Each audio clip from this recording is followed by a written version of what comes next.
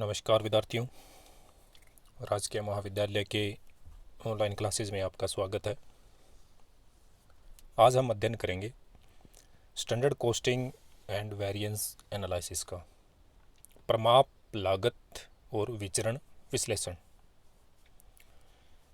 Standard costing से आशय एक ऐसे लागत से है या ऐसे एक प्रमाप से है जो कि एक सामान्य स्थिति में किसी विशिष्ट उत्पादन प्रक्रिया में आने वाली है। यानी वो लागत जो सामान्य परिस्थितियों में हम किसी चीज़ का उत्पादन कर रहे हैं उसके ऊपर जो लागत आएगी वो क्या कहलाएगी? स्टैंडर्ड कॉस्ट कहलाएगी। परिस्थितियाँ कैसी होंगी? सामान्य। एक्सेप्शनल केस के अंदर क्या होती है? लागतें ज़्यादा भी हो सकती हैं, लागत कम भी हो सकती है, तो उसको इसके अंदर शामिल नहीं किया जाएगा। सामान्य परिस्थितियों के अंदर जो हम स्टैंडर्ड लेके चल रहे हैं उसको ही क्या माना जाता है? स्टैंडर्ड कॉस्ट माना जाता है। फिर बात आती है कि वेरिएंस एनालिसिस क्या हुआ।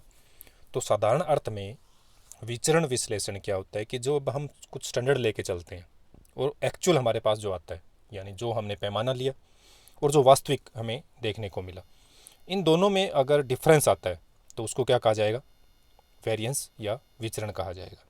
ये वेरिएंस पॉजिटिव हो सकता है, नेगेटिव हो सकता है, यानी धनात्मक हो सकता है, ऋणात्मक हो सकता है और शून्य हो सकता है। शून्य कब होगा? जब आप जो पैमाने लेके चले और वास्तविक जो आपकी लागत आई, इन दोनों में कोई डिफरेंस नहीं है, तो वो क्या कहलाएगा? आपका शून्य विचरण।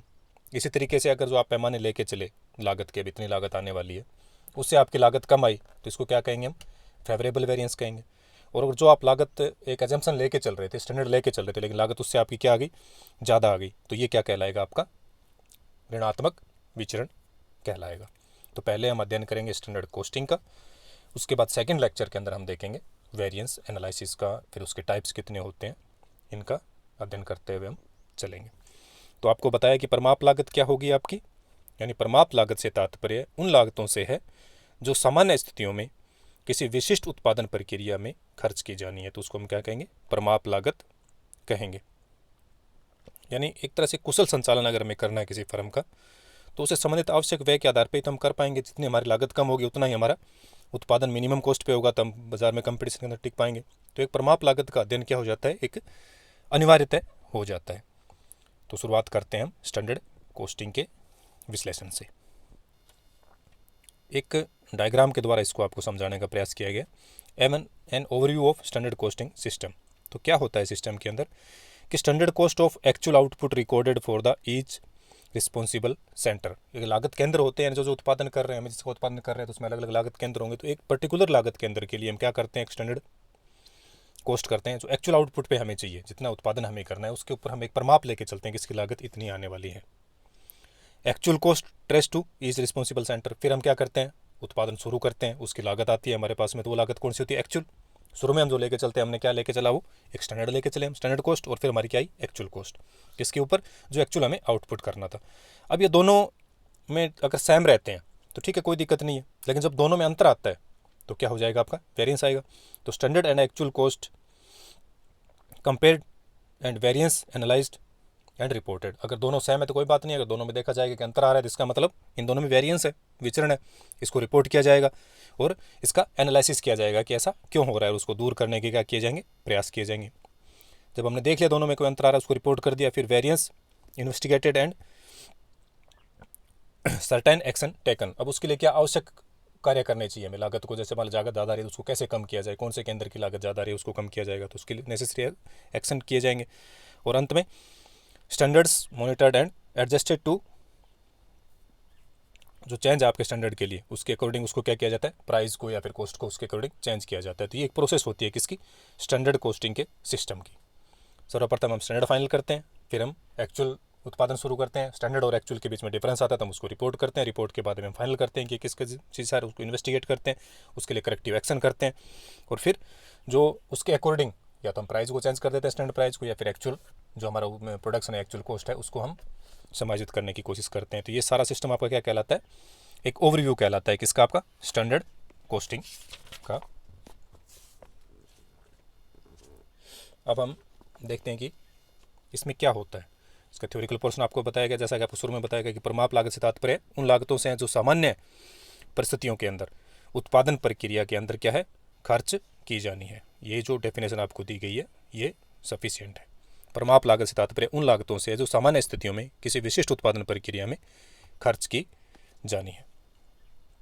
इसकी विधि होती है जो आपको बताई गई है, तो यही है कि एक स्टैंडर्ड फाइनल करेंगे, उसके बाद हम उत्पादन करते हैं, उसके लिए जो डिफरेंस आएगा उसको मॉनिटर करेंगे, उसके हिसाब से हम उसका निर्धारण करेंगे।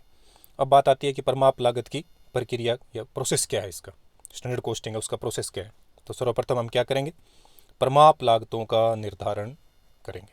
पहला पॉइंट, हम कुछ फाइनल तो करके चले ना, एक सेट जो स्टैंडर्ड है उसकी सेटिंग तो करके चले। तो फर्स्ट हम क्या करेंगे, सेटिंग ऑफ स्टैंडर्ड कॉस्ट। सर्वप्रथम चाहे वो श्रम की बात करें, चाहे सामग्री की बात करें, चाहे ऊपरी व्यय की बात करें, इन सब के लिए हम क्या लिखते हैं, एक पैमाना लेके चलते हैं कि हमें ये उम्मीद है कि इस खर्चे के अंदर हम ये इतना उत्पादन कर लेंगे। तो सर्वप्रथम हमने क्या किया, वास्तविक जो हमारे पैमाने हैं उनका हम क्या करेंगे, निर्धारण करेंगे। परमाप लागतों का निर्धारण, एक स्टैंडर्ड का निर्धारण करेंगे। देन वास्तविक लागतों की जानकारी करना, फिर हम क्या करेंगे, जो एक्चुअल कॉस्ट है उसकी जानकारी लेंगे। हम उत्पादन शुरू करेंगे, उसके अंदर हमारी क्या आएगी, कोई ना कोई एक्चुअल कॉस्ट आने वाली है, और उस एक्चुअल कॉस्ट के अनुसार हम उसका क्या करेंगे, देखेंगे। ठीक है, फिर हम क्या करेंगे, तुलना करेंगे, कंपैरेटिव स्टडी। कंपैरेटिव स्टडी किसकी करेंगे, जो हमने स्टैंडर्ड फाइनल किए थे वो, और जो हमारी वास्तविक लागत आई है वो, इन दोनों का हम क्या करेंगे, कंपैरिजन करके देखेंगे। कंपैरिजन कर लिया, अब कंपैरिजन करने पे क्या हो सकता है, आपकी बराबर आ सकती है, कम हो सकती है या ज़्यादा हो सकती है। तो अब जो हमने कंपैरिजन किया है उनका हम क्या करेंगे, विश्लेषण करेंगे। जो फर्स्ट और सेकंड स्टेप है उनकी तुलना करने पे उनमें कोई ना कोई वेरिएंस आएगा, डिफरेंस आएगा, उसका हम क्या करेंगे, विश्लेषण करेंगे। और इनके लिए जो उत्तरदायी चीज़ है उनका क्या करेंगे, हम निर्धारण करेंगे और उनकी पहचान करेंगे। और उसके बाद सुधारात्मक कार्रवाई। अब सपोज दैट आपका ऋणात्मक वेरिएंस आ रहा है, तो आपकी जो स्टैंडर्ड कॉस्ट है उससे आपकी एक्चुअल कॉस्ट ज़्यादा आ रही है, तो उसके लिए क्या करेंगे, हम करेक्टिव एक्शन करेंगे, सुधारात्मक कार्रवाई की जाएगी। जो लागत के अंदर उसके लिए जिम्मेदार है उसको करेक्टिव एक्शन के अंदर उसको मेजर किया जाएगा और आवश्यक सुधारात्मक उपाय उसके लिए किए जाएंगे। अब बात आती है कि हम क्यों कर रहे हैं स्टैंडर्ड कॉस्टिंग का अध्ययन, इसके एडवांटेज क्या है। एडवांटेज क्या होंगी, जब हम कोई चीज़ों का पैमाना लेके चलते हैं और उसके अकॉर्डिंग उसको मेजर करेंगे तो अंतोगत हमारी लागतें क्या होती है, कम आती है, उस पर हमारा कंट्रोलिंग स्थापित होता है। तो आपका निष्पादन मूल्यांकन और लागत निर्धारण का क्या होता है, एक तरह से हम उसको फाइनल कर सकते हैं और उसके लिए हम सुधारात्मक चीज़ें कर सकते हैं। हमारे बजट निर्माण में सहायक होगी, हमें पता रहेगा कि किस लागत पे हमें क्या चीज़ें उत्पादन करनी है। जब हमें पता है हमने स्टैंडर्ड फाइनल करके इससे कॉस्ट ज़्यादा तो नहीं जा सकती, तो उत्पादन लागत में भी क्या आएगी, कमी आएगी, क्योंकि हम क्या करेंगे, जहाँ जहाँ लागतें बढ़ रही है उसका हम क्या करेंगे, सुधार करेंगे। बेहतर निष्पादन हेतु हमें क्या मिलेगी, प्रेरणा मिलती है। जब स्टैंडर्ड आपके सामने पता है, उसके अकॉर्डिंग आप उत्पादन कर रहे हैं, तो आप सही कर रहे हैं कि नहीं कर पा रहे हैं, आपको कम करने की आवश्यकता है, आपका प्रॉफिट जैसे आप उसे स्टैंडर्ड से भी कम में कर रहे हैं, मीन्स आपका प्रोडक्शन बहुत अच्छा है, तो आपके लाभ बढ़ते जाएंगे, तो आपको एक बेहतर निष्पादन है तो क्या मिलता है, एक मोटिवेशन मिलता है। इन्वेंट्री वैल्यूशन में ये उपयोगी रहता है। जब आप हर चीज़ का कुछ एस्टिमेट लेके चलते हैं, प्री प्लानिंग लेके चलते हैं, नियोजन लेके चलते हैं, तो ये क्या करता है, आपका सहायता करता है और मूल्य निर्धारण में उपयोगी है। हेल्पफुल इन प्राइजिंग फिक्सेशन, परमाप लागत के द्वारा वस्तु की लागत पूर्व में निर्धारित कर लेते हैं, हमें पता है कि इस कॉस्ट के अंदर करेंगे, और वास्तविक लागत में जो हम करते हैं हमें पता ही रहता है, तो हम एक आइडिया लगा सकते हैं कि हाँ इस चीज़ के ऊपर हम इस चीज़ को बेच सकते हैं, हमारी कॉस्ट ये आने वाली है और इस कॉस्ट के आधार पर हम इस चीज़ का ये प्राइस निर्धारण कर सकते हैं। अब बात करते हैं परमाप लागत विधि की स्थापना, यानी हम कैसे इसको करेंगे, इन प्रैक्टिकल हम इस चीज़ को करेंगे तो हम कैसे करेंगे इस चीज़ को। तो सबसे पहले हम क्या करते हैं, लागत केंद्रों की स्थापना। लागत केंद्र क्या होते हैं, एक तरह से जो व्यवसाय में आप कोई चीज़ का उत्पादन कर रहे हैं, कोई चीज़ बना रहे हैं, उसकी जो लागत आने वाली है उसी को क्या कहा जाएगा, लागत केंद्र कहा जाता है। आप किसी चीज़ का उत्पादन कर रहे हैं तो वो जो जिस यूनिट का आप उत्पादन कर रहे हैं, जिस प्रोडक्ट को आप बना रहे हैं, वो क्या उसके लिए एक लागत केंद्र हो जाएगा।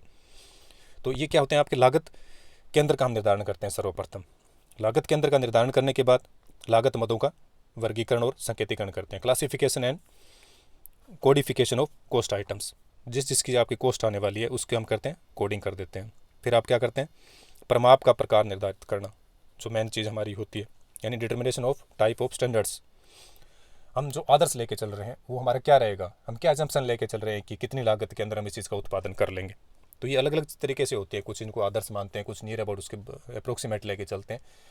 एक साधारण रूप से हम कह सकते हैं कि हम परमाप का निर्धारण करते हैं कितनी लागत के अंदर हम इस चीज़ का निर्धारण कर लेंगे। एक आदर्श परमाप जैसे ये बता रहे हैं कि सर्वोच्च, यानी आदर्श परमाप तो वो होगा जो मतलब हर चीज़ क्या हो आपके अकॉर्डिंग हो, फेवरेबल हो, यानी एक तरह से सर्वोच्च संभव कुशलतम क्रियाशीलता के स्तर पर सर्वाधिक अनुकूल परिस्थितियों को ध्यान में रखकर इसको स्थापित किया जाता है। हालांकि इन प्रैक्टिकल ये होना बहुत ही गंभीर होता है।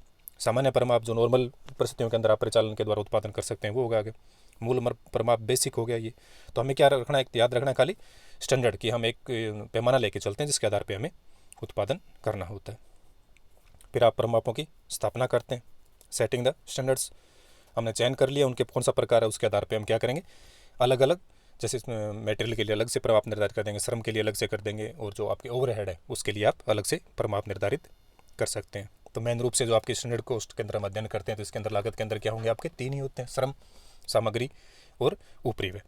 तो सामग्री लागत का आपने स्टैंडर्ड फाइनल कर दिया। मटेरियल कॉस्ट का किसी भी वस्तु की सामग्री लागत प्रयुक्त सामग्री की मात्रा को उसके मूल्य से आप गुणा करते हैं, उसके बराबर आपकी क्या आएगी, सामग्री की लागत। यानी कितना आपको उत्पादन करना है, कितनी क्वांटिटी करनी है और उसका रेट क्या है, इसे मल्टीप्लाई करोगे तो आपके पास क्या आ जाएगी, सामग्री लागत आ जाएगी।